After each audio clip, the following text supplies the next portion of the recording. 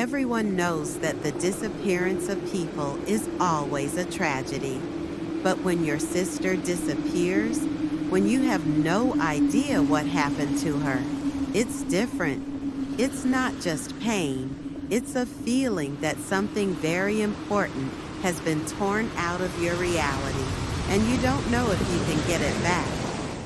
I haven't heard from Emma for a long time. We always kept in touch, even when life scattered us to different cities. And over the past few years, although not often, I still received her messages or calls from every trip. So when I suddenly received the last message from her, and then complete silence, I started to worry. I was sure that she couldn't just disappear without a trace. It all started when Emma told me she was going to a small town to work on a project for a local organization. She was always ready to take on important things, fascinated by new places and people. I even went to visit her for a few days when she was there. The city really looked unusual. Old houses, gloomy skies, as if time had stopped. But I didn't think about it anymore. I was glad that my sister had found a new place for herself where she was interested. The first few days after she left, everything was fine. She wrote to me that she was working on her project and mentioned how she had met different people in this town. Then one of her letters was less legible, as if something was bothering her. She mentioned strange things, how the locals acted as if they were hiding something, how some of them tried to avoid her gaze. I thought it was just her imagination, or she was tired. But the next day, her phone was no longer ringing.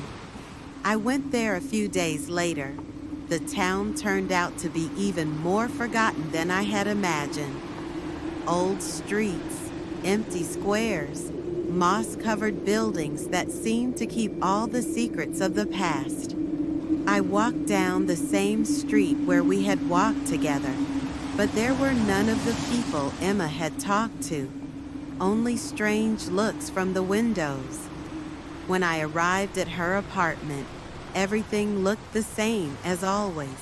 Dirty cups in the kitchen, a pile of books scattered on the tables, and even more notes, which must have been left over from her work on some research.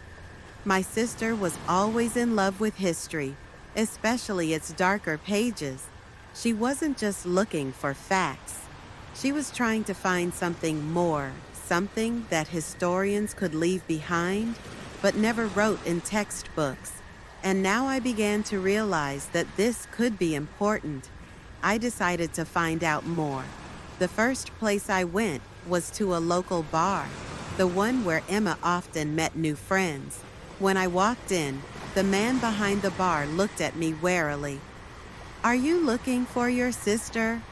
His voice was low and cold. I nodded, trying to hide my excitement. "No one has seen her here," he said, looking away. I left him the money for the drink I hadn't finished and went to another place, an old building that stood at the very end of town. It was a library, or what had once been a library. The same books, foggy shelves, forgotten authors. There I was met by an old librarian who suddenly remembered that he had seen Emma a few days ago when she came in and looked through old mapping materials. He said that she had asked about local legends and maps that might explain the unusual phenomenon that was happening here. And then I came across something more. In the maps from the library, I found coordinates that pointed to one of the forgotten caves, and I knew I had to go there. So did my sister, who probably found the same path and ended up in the same place. It's hard to say exactly what I felt, but at that time I had no doubt that something was happening. And it wasn't just my sister's disappearance. I started studying old maps, learning more about the history of this place, And the more I learned, the more questions I had. Will I be able to find my sister? I am not sure of anything anymore. However, I will not stop searching.